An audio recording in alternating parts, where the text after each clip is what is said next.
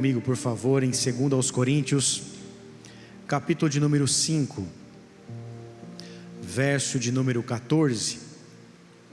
Eu vou ler na versão NVT, 2 aos Coríntios,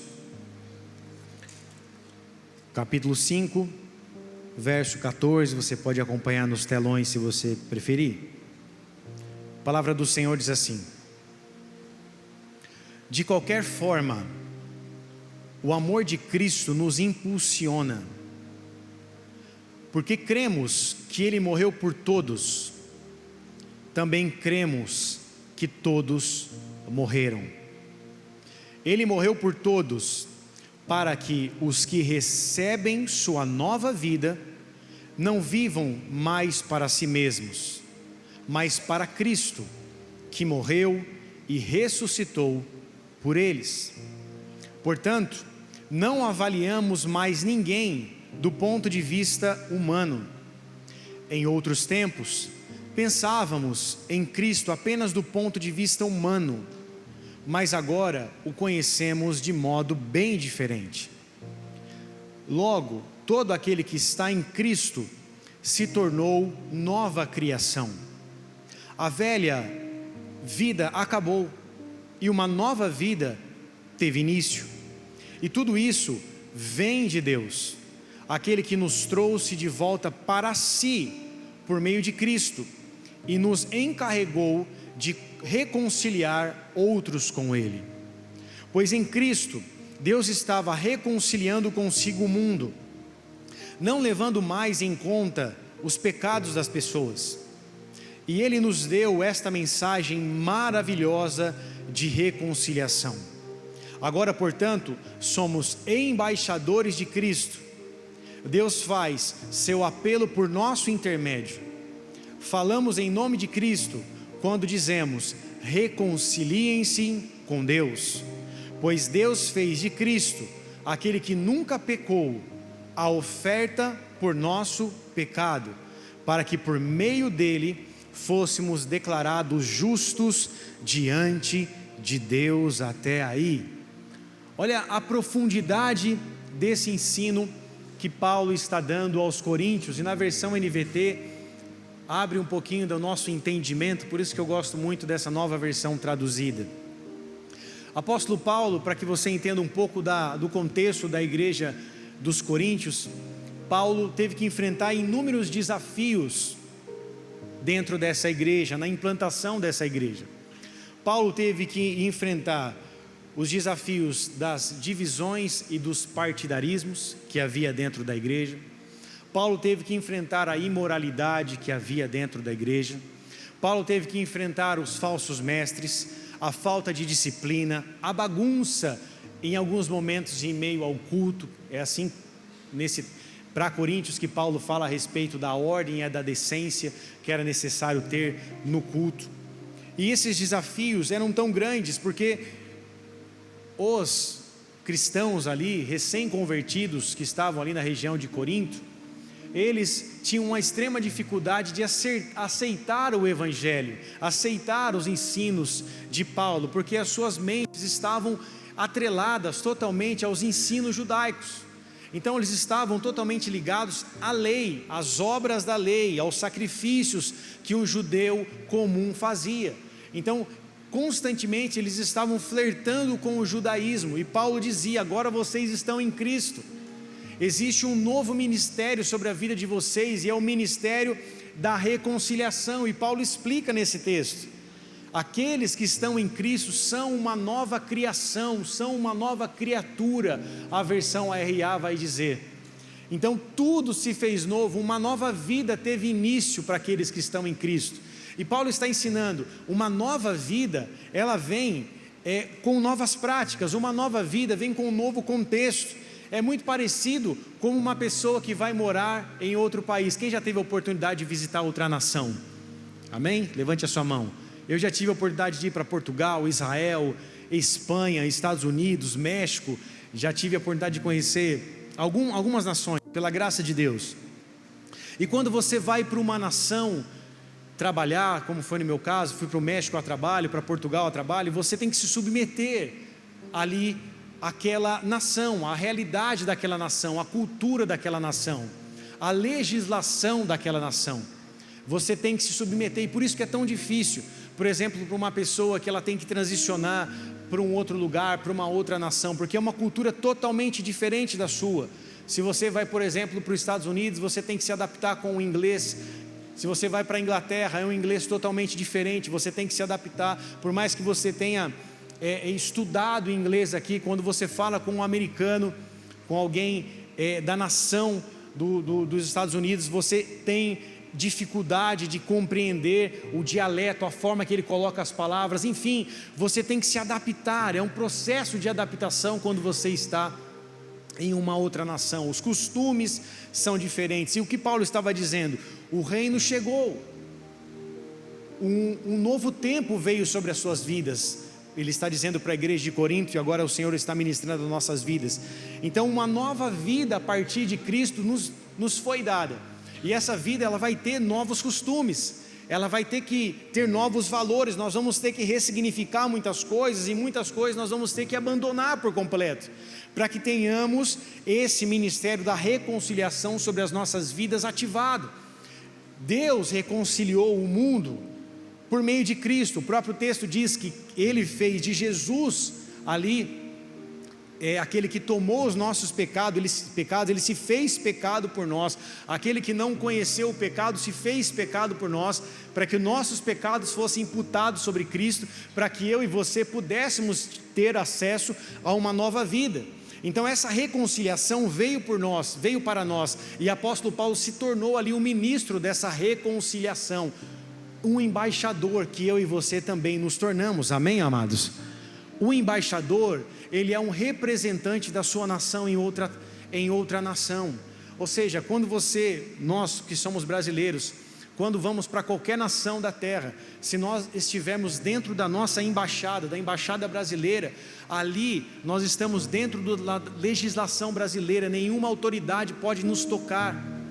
Ou seja, Paulo está dizendo, nós nos tornamos embaixadores do reino dos céus aqui nessa terra. Ou seja, a cultura dos céus, o reino dos céus, ele tem um rei, e o nome desse rei é Jesus, amém ou não? E dentro desse reinado, dentro desse governo, tem princípios, tem valores, tem costumes, e também tem as suas leis. E as leis que o Senhor nos deixou o Evangelho, são as boas novas, e através dessas boas novas o Senhor deseja transformar as nossas vidas e a nossa identidade. Porque eu disse no vídeo da chamada do culto, que uma das maiores áreas que nós somos atacados nas nossas vidas é a nossa identidade. Nós somos atacados em quem nós somos, e quem nós somos é uma construção de muitas coisas. É uma construção que vem através da cultura, do ambiente que você nasceu, da sociedade que você foi criado, das suas crenças, dos seus ensinamentos. Tudo isso forma a nossa identidade. E muitas vezes nós vamos nos tornando pessoas que nós não gostaríamos de ter nos tornado. Muitas vezes nós vamos nos tornando pessoas difíceis, duras, amargas, porque sofremos demais com a vida, porque apanhamos demais. Você já parou para pensar que muitas coisas que nós carregamos nas nossas vidas são reflexo daquilo que nós fomos ensinados? Quem aqui ainda vira o chinelinho quando o chinelinho está de cabeça para baixo? Porque alguém ensinou para você que aquilo lá ia dar azar, que não podia ficar o chinelo virado de ponta cabeça. Eu vou confessar, eu também faço isso, mas não é por causa disso, porque eu não consigo mais. Se acostumou com aquilo do chinelo virado de ponta cabeça, que você vai ter que vir o chinelo. Ou seja, muitas coisas nós somos ensinados, e que são crenças, muitas vezes limitantes, que foram colocadas sobre as nossas vidas. Palavras que foram lançadas sobre nós e que precisam ser quebradas, que precisam ser anuladas. Ou seja, muitas crenças que nós carregamos são reflexos daquilo que nós fomos ensinados nas nossas vidas. Muitas pessoas foram feridas por palavras dos seus pais, das pessoas que elas mais amavam e que deveriam ser as pessoas de maior influência nas suas vidas. Foram pessoas que trouxeram palavras de destruição: você não vai ser nada, você não vai dar em nada, você é um qualquer, você é um vagabundo, você é isso, você é aquilo. Quantas pessoas que crescem ouvindo esses tipos de palavras dentro de casa? Eu lembro que, assim quando meu pai morreu, eu tinha 7 anos, a minha mãe proibiu a palavra desgraçado ser dito dentro de casa. Porque desgraçado significa alguém que não é digno de graça. E a graça de Deus foi derramada sobre as nossas vidas por Cristo Jesus, amém ou não? Quando alguém xinga o outro de desgraçado, você está dizendo, você não é digno de graça. E essa palavra é muito dura, muito forte. Ou seja, eu era um cara que de 10 palavras que eu falava, 11 era palavrão. Eu cresci nesse ambiente. Ou seja, quando eu me converti, foi um processo difícil, até essas palavras torpes irem saindo da minha boca. Só que essa mudança, essa transformação de identidade, de caráter, ela vem com o tempo. E nós precisamos nos submeter a Deus, nos submeter à sua realidade, à sua natureza, ao novo viver em Cristo, para que essa transformação ela aconteça. Esses dias eu estava no trabalho, essa semana, sexta-feira, e aí, onde eu trabalho só tem homens. Então tem uns caras que ficam com muita quinta série. Quem é homem sabe o que eu estou dizendo, né? Muita quinta série. Então tem muita palavrinha com duplo sentido, muita palavrinha que vai remeter a alguma coisa. E eu falei alguma coisa, os caras vieram me zoar. Eu falei, cara, na boa mesmo, eu demorei muito para sair desse lugar. E eu não quero voltar para essas palavras de duplo sentido, para essas duplas colocações. Então, cara, menos quinta série, vocês estão demais, cara. Vocês já são tiozão, já quase 40 e poucos anos. Menos, cara, vocês precisam amadurecer. Eu já saí desse lugar e não quero voltar para lá. Porque quem já saiu desse lugar de palavras de duplo sentido, de brincadeirinha, sabe o quão difícil é. E o que gera isso nas nossas vidas? Impureza moral, impureza de pensamentos. Tudo que a pessoa fala tem duplo sentido. Tudo que a pessoa fala te leva para um lugar de impureza. E eu falei, cara, eu demorei muito para sair desse lugar, eu não quero voltar para esse lugar. Então, na boa, não brinquem assim que eu estou ao ponto de meter a mão na sua cara. Não, falei isso não, brincadeira.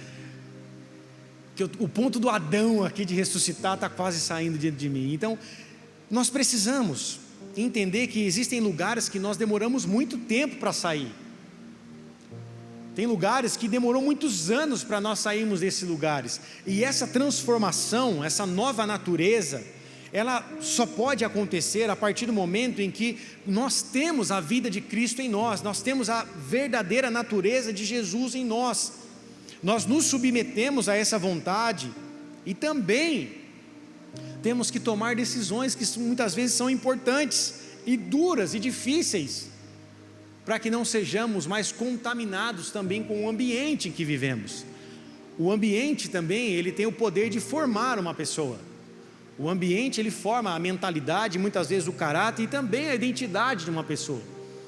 E por isso que ambientes difíceis, você que de repente cresceu num ambiente difícil, vou usar uma palavra moderna e agora muito usada na psicologia, se você cresceu num ambiente tóxico, você sabe o que eu estou dizendo, opressão.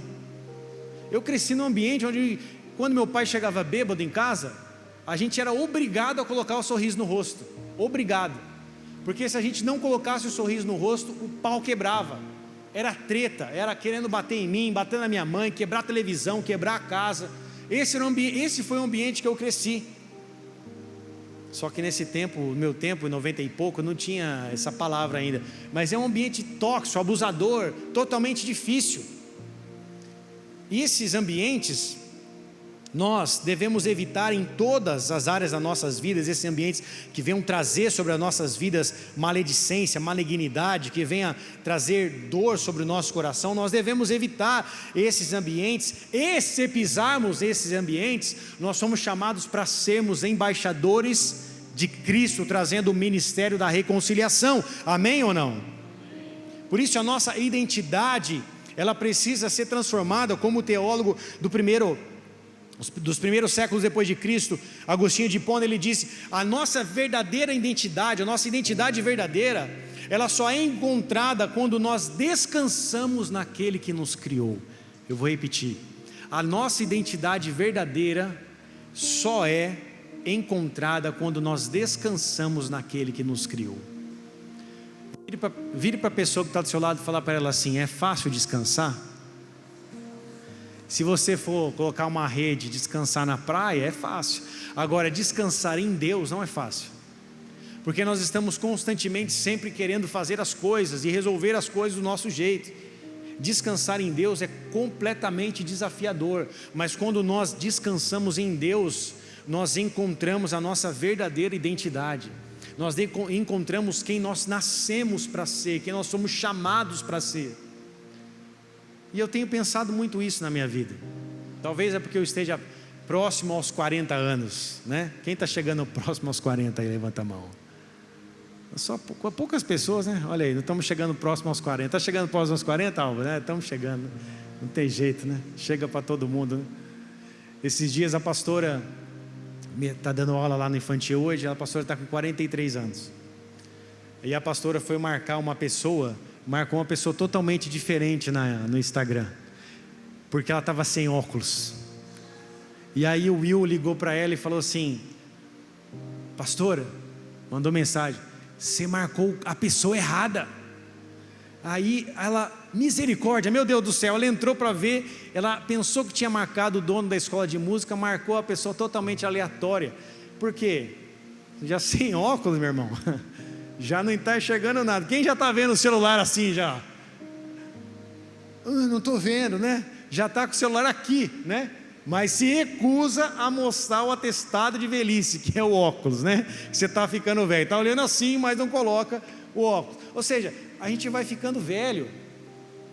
A nossa vida, ela passa muito rápido. Um dia eu era um menino jogando bola no secap, estourando o dedão, jogando bola, jogando contra com a rua de baixo para ganhar uma nem Coca-Cola era uma Guaraná Campeão. Quem gosta do Guaraná Campeão aí? Olha só, esse é jacareense de verdade.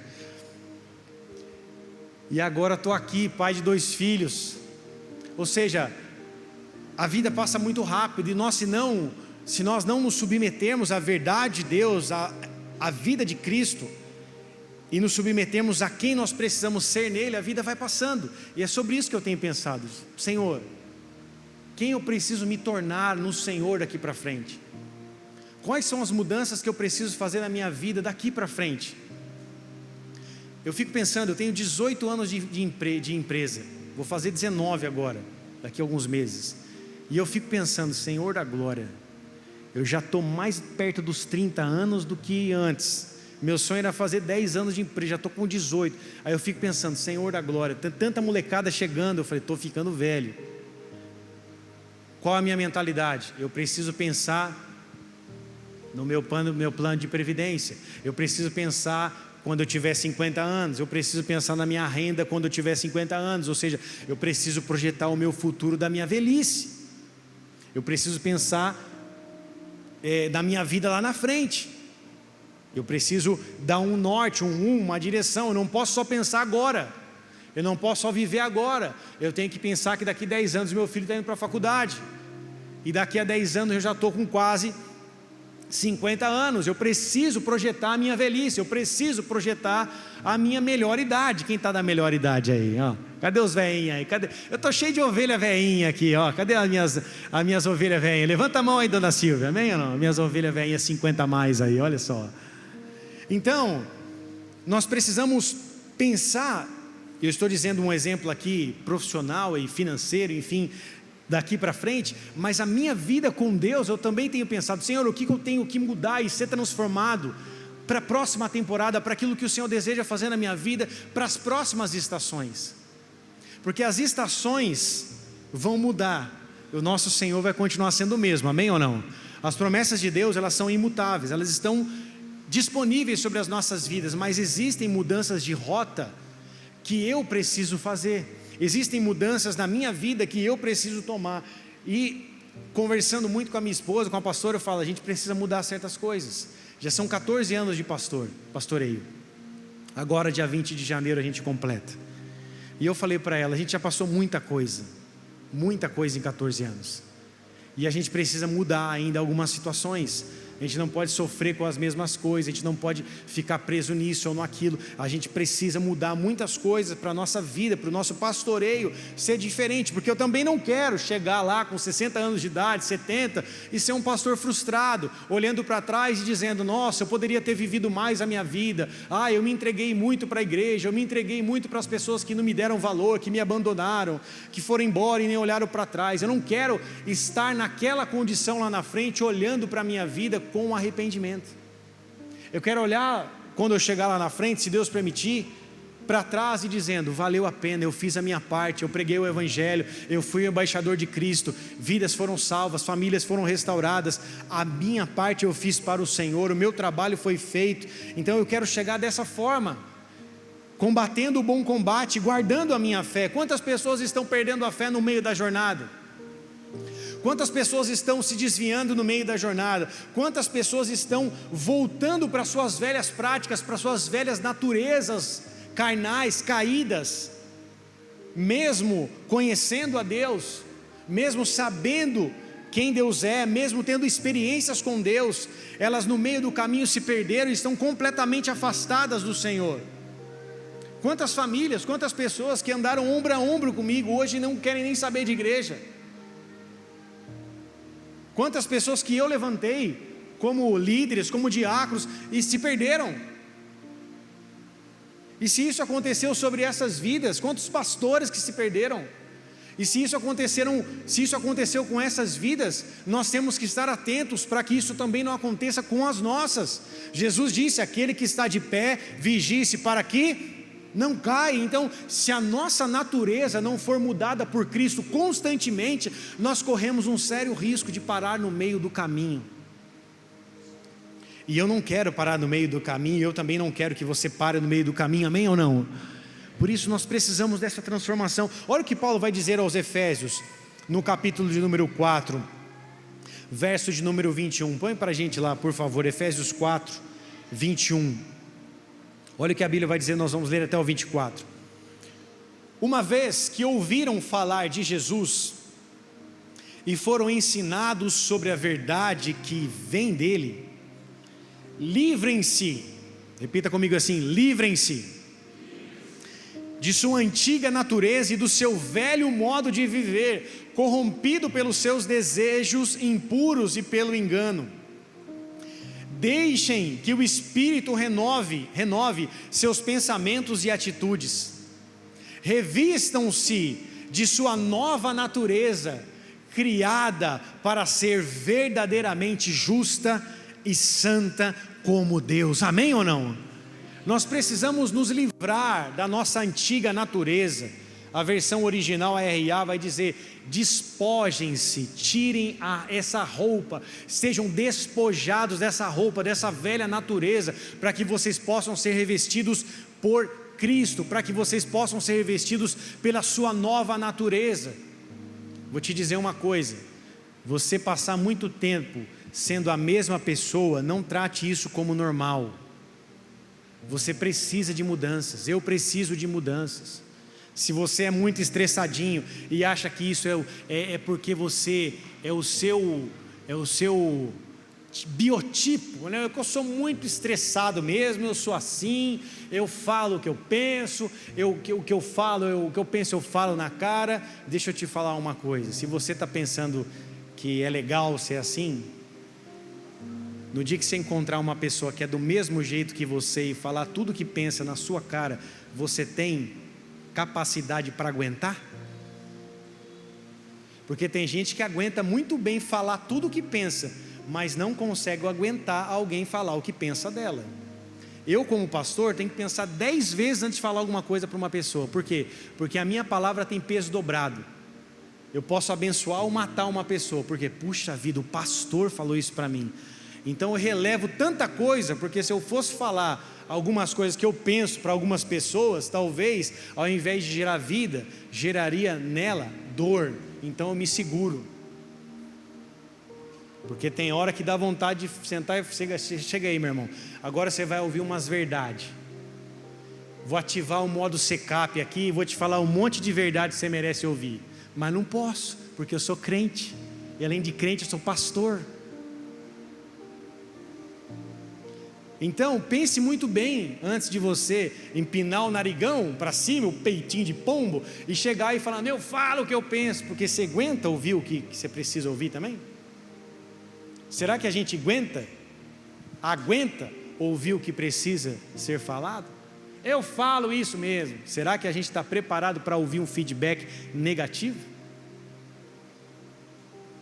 Que muitas vezes não é só sobre nós, mas é sobre o que estamos fazendo. Por isso nós precisamos ter mudanças constantemente em nossas vidas. E a continuidade desse texto, vamos continuar lendo por favor, o verso 25, vai dizer sobre uma nova natureza. Olha o que o 25 fala: portanto, abandonem a mentira e digam a verdade ao seu próximo, pois somos todos parte do mesmo corpo. Por que você não foi no culto? Porque eu não quis, porque eu estava ocupado. Seja verdadeiro, fala que você não foi porque você não quis mesmo. Fala que você não foi porque você não estava afim de sair de casa mesmo. Fala que você não foi porque você não queria. Não inventa uma desculpa. Seja verdadeiro. Pequeninas mentiras também são mentiras. Não fui porque eu estava cansado, mas foi no shopping. Mas foi na piscina, estava de boa para a piscina no verãozão, estava sossegado. Para o culto estava cansado. Seja verdadeiro com você mesmo, seja verdadeiro com o teu Senhor. Vamos lá para o verso 26. Olha o que a Bíblia vai dizer. E não pequem ao permitir, olha o que a Bíblia vai dizer agora. E não pequem ao permitir que a ira os controle.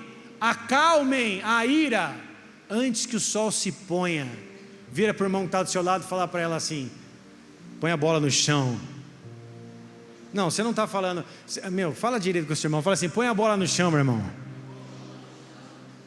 e controla a sua raivinha.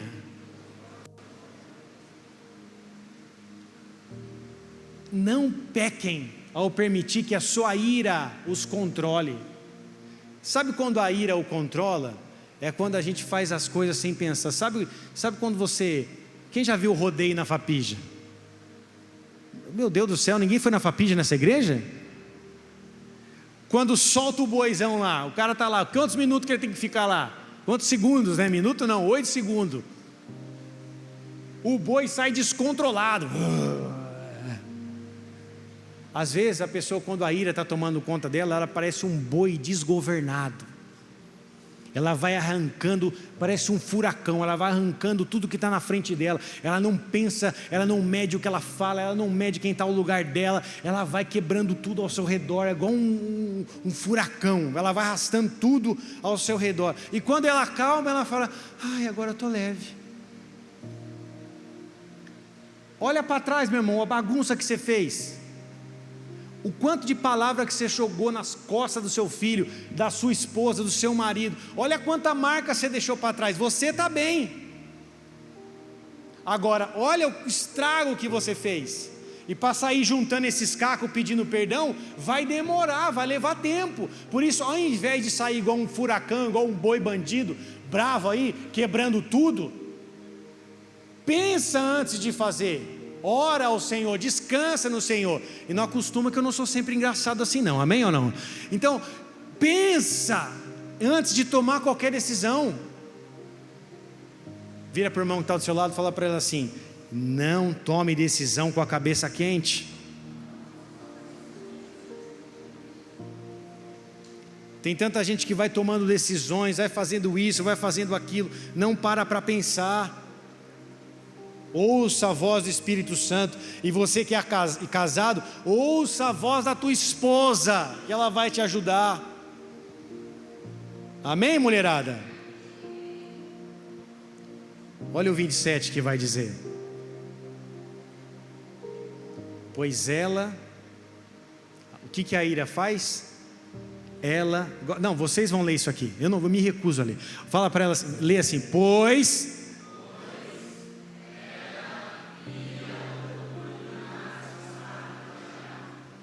às vezes o diabo está lá no quinto dos infernos quieto. E você fica irado. é a oportunidade que aparece para ele sair do lugar dos quintos dos infernos para ir atormentar a tua vida. Às vezes somos nós que atraímos o diabo, e a Bíblia fala para nós: fugir do diabo, fugir da aparência do mal. E muitas vezes nós atraímos oportunidade para o diabo quando nós nos iramos, quando nós saímos quebrando tudo sem pensar, fazendo e tomando decisões sem pensar em nada e sem pensar em ninguém. Eu já fui assim.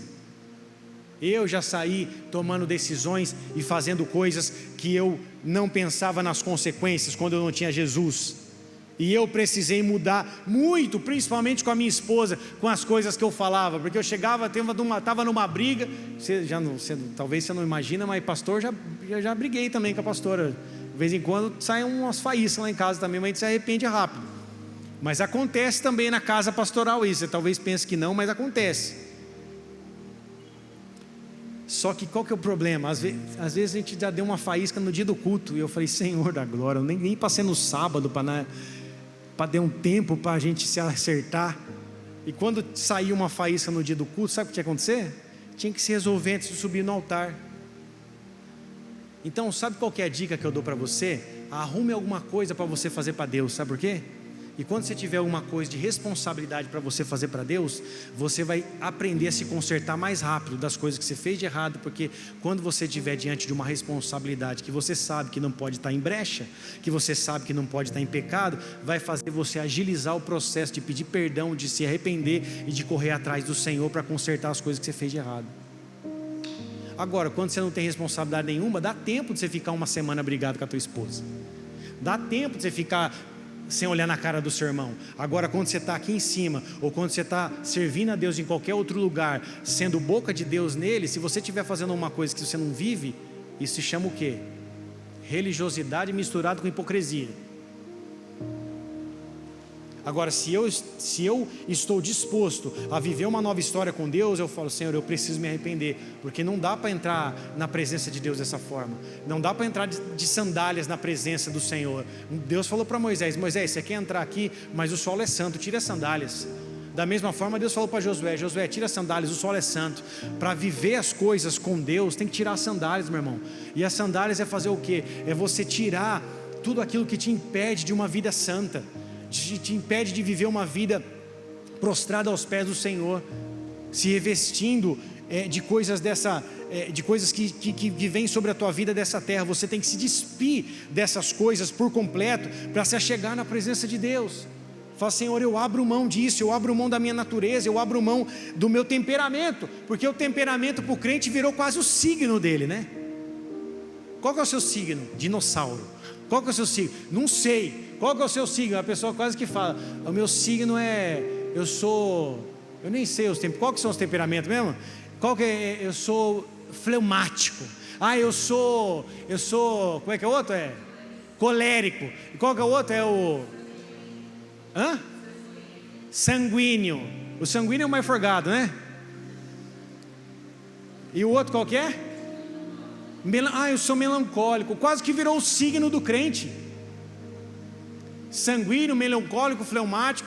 E sabe o que a gente faz? A gente tenta encontrar parâmetros nessas coisas para muitas vezes a gente não se consertar com as coisas que a gente precisa. Tudo bem, essas coisas podem nos ajudar a gente entender quem nós somos. Você precisa entender quem você é em Deus. Essas ferramentas, elas podem te ajudar a você se entender, mas ela não pode ser sua muleta, meu irmão. Eu sou sanguíneo, então eu falo tudo que eu penso e eu não volto atrás. Eu sou colérico. O que o colérico faz? Não sei também. Eu sou melancólico. Aí você fica bravo com todo mundo. Alguém não te deu oi no culto, você é melancólico, se tranca no quarto, fica 3 semanas sem vir para a igreja, ninguém lembra de te mandar uma mensagem, e você fala: tá vendo? Essa igreja não me ama, porque eu estou 3 semanas sem ir para a igreja e ninguém me mandou a mensagem. Amado, você não vem para a igreja e você quer que você seja lembrado toda hora. Todo mundo está vivendo a vida loucura, correria, final de ano, está todo mundo trampando. Às vezes esquece da pessoa, é normal. Quem já esqueceu do aniversário de um parente muito legal assim? Quem já esqueceu? A gente erra. Uma vez eu esqueci o aniversário de um irmão da igreja. Sabe o que ele falou para mim? Pastor, dessa vez eu te perdoo, mas da próxima vez não vai ter perdão não. Eu falei, irmão, você fica com medo de perder o aniversário do cara. Janeiro você fala, é o aniversário dele. Fevereiro é o aniversário dele. Março, você toda vez pergunta se é o aniversário do cara, porque você tem medo. Agora, Deus nos libertou para viver uma vida de medo? Jesus pagou o preço na cruz para a gente viver uma vida de medo? Obviamente que não. Eu vou errar o seu aniversário, eu vou esquecer. Olha quanta gente aqui. E vocês podem esquecer o meu também. Teve uma vez que eu estava no culto, tinha uma menina que estava de birra comigo, e eu sabia que ela estava meio estranha. Ela estava louquinha para ir embora da igreja. Aí eu falei, tá bom, tudo bem. Foi na hora que o vento veio, as coisas estavam doidas, tudo virada. Falei, beleza. Aí teve o meu aniversário aqui, a Renata fez, as meninas fizeram como é que falam? Um folder ali atrás, ali, parabéns pastor, não sei o que. Fizeram um bolinho fake ali. E aí eu saí pela igreja, depois do culto, e as pessoas, pastor, Deus abençoe, parabéns. Eu passei na frente dela, ela sabia que era meu aniversário. Foi no domingo do culto. Ela olhou para mim assim e fez assim,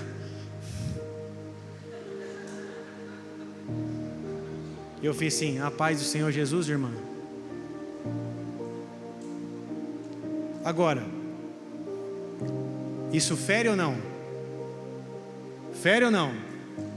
Se fosse eu virar a cara para você no seu aniversário, ia te ferir ou não ia? Às vezes, nós pensamos que é 2 pesos, 2 medidas daqui para lá. Só que não é não. Isso aqui é igual a aí e é igual aqui. A régua de medir é isso aqui. Aqui e aí. Vocês estão aí? Amém ou não? O sangue de Jesus é para quem é sacerdote, pastor, mas é para quem é membro, para quem é ovelha, líder, diácono, presbítero. O sangue de Jesus é para tudo, para todos. Amém, amados? Pode aplaudir então a Jesus, que Ele é bom.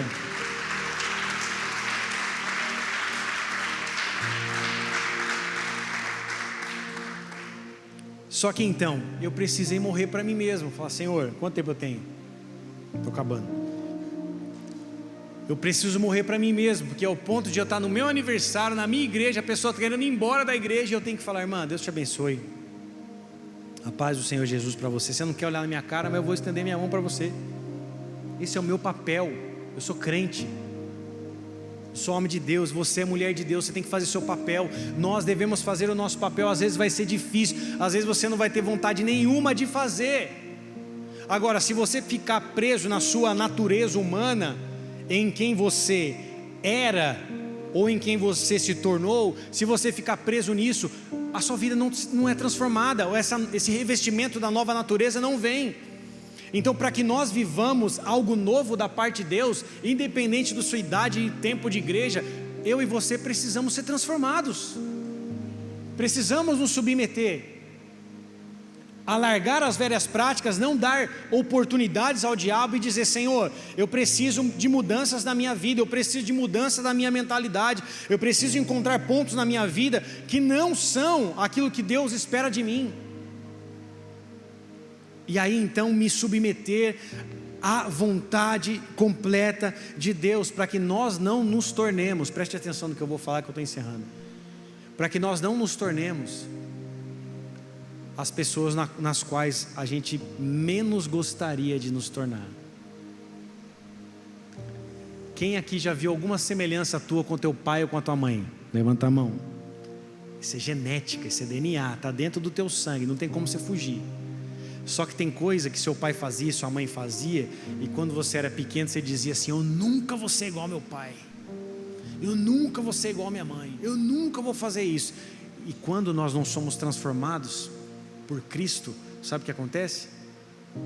A gente começa a replicar aquilo que talvez esteja dentro da nossa natureza. Então não se torne aquilo que você tanto menosprezou, aquilo que você tanto não quis se tornar.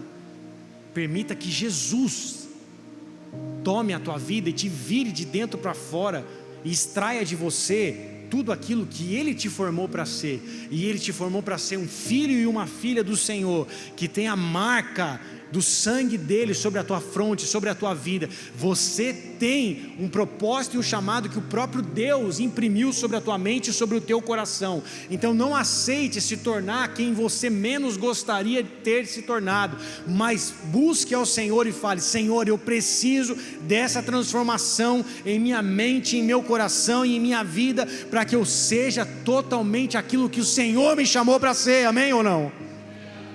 Eu tenho pensado muito na minha vida sobre isso, e é por isso que está tão latente eu compartilhar isso com vocês, para que nós possamos ser tão transformados ao ponto que nós mesmos não venhamos nos reconhecer. Porque é tão legal quando alguém fala assim: nossa, o Odolfo, aquele cara lá, irreconhecível. Nossa, o Sheldon, irreconhecível. Nossa, o Milton, irreconhecível. Porque houve uma transformação nas nossas vidas, houve uma mudança nas nossas vidas, houve um reflexo de Cristo que as pessoas estão vendo. Cara, tem Jesus ali, porque quem fez essa obra foi o Senhor, ninguém poderia fazer, foi o próprio Deus que fez.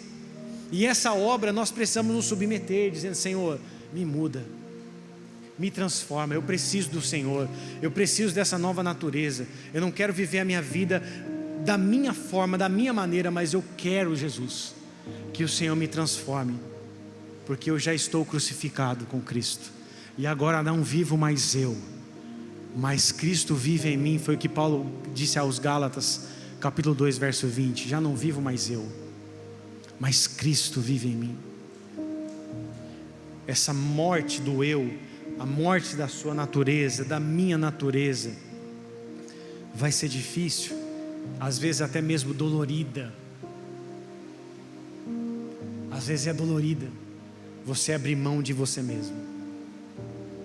Só que você está abrindo mão de você mesmo para algo maior, para algo melhor, para algo suficiente, para algo poderoso, para algo que só nós sabemos da sua plena glória quando nós estivermos no céu. Vale a pena abrir mão da nossa vida por Cristo, igreja. Vale a pena abrir mão do nosso eu para Jesus, porque a partir do momento que vamos nos tornando a sua imagem, a sua semelhança, a partir do momento que vamos nos submetendo à estatura do varão perfeito, à maturidade de Jesus, cada dia mais as suas promessas, as suas palavras, os seus desejos sobre nós, eles começam a tomar as nossas vidas. Quanto mais você se abre, mais um derramar do céu, da parte de Deus, vai sendo liberado sobre a tua vida, para o seu destino, para o seu futuro. Quanto mais você se abre, mais o Senhor, Ele entende que Ele pode derramar um pouco mais. É como se nós estivéssemos, a partir do momento de uma transformação e de uma sujeição, de uma submissão à palavra de Deus, é como se Deus estivesse nos chamando: vem, filho, vem para águas profundas, vem para águas mais profundas, vem para águas mais profundas. E esse viver de águas mais profundas, eu tenho que tirar os meus olhos de mim mesmo e olhar para aquele que está me chamando, para andar com Ele sobre as águas, para entrar nas águas profundas. Porque a partir do momento que eu olhar para Ele e eu aceitar o seu chamado, a minha vida nunca mais será a mesma. Amém, igreja? Feche seus olhos, cubra sua cabeça.